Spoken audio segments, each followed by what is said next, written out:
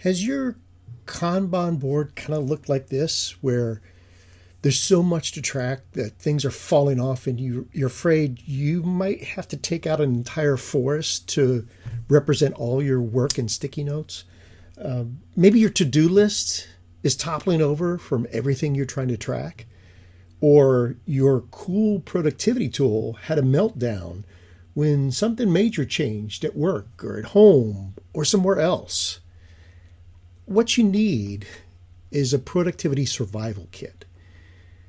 You need to find a way to plan without getting overwhelmed, to take a look at what's happening in the moment and how you adjust, how you really figure out when something's done, and how you can use some fast reflections to do a pivot and not have your productivity system collapse.